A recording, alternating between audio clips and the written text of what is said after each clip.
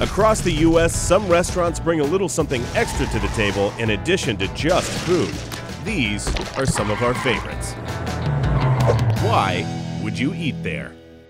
Welcome to Big Pine Key, a little island in the Florida Keys where you'll find the endangered key deer and, if you're lucky, an out-of-the-way little honky-tonk called the No Name Pub. 30 miles north of Key West and a few minutes off US 1, the No Name Pub is tucked into a residential neighborhood where it's been operating, sometimes in conjunction with a bait shop or a brothel, since the 1930s. In 1936, thanks to an overly friendly hurricane the previous year, the railroad was destroyed and Key West was more isolated than it is today. Travelers who wanted to visit Key West had to take a ferry which docked further north at No Name Key.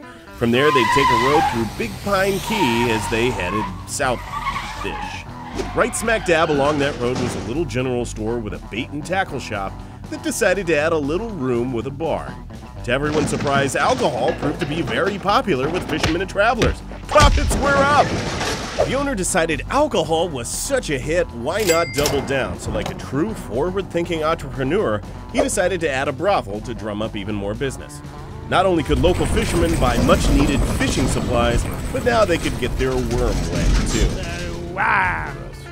The brothel was short-lived, and by the 1950s, the general store had closed, and the little bar, by now officially known as the No Name Pub, was fast on its way to becoming a crowded Keys hangout.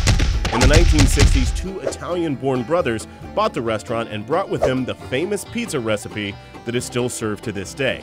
Some estimate that there's about $90,000 worth of decorated bills hanging on the walls of the pub. We estimate closer to $80,000 and would appreciate it if you don't check our backpacks.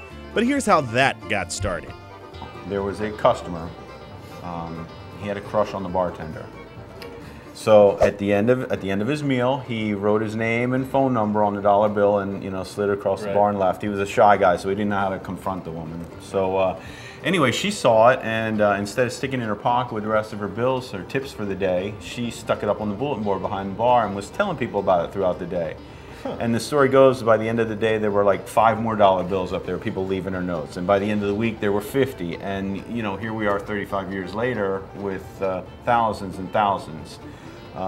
They hang from every inch of the place. Right. How, if you had to guess, how much money is on the walls in this place? Do you work for the IRS? No. I have no idea. Okay, great. That all sounds pretty cool. Let's eat some food while we stuff our backpacks with cash.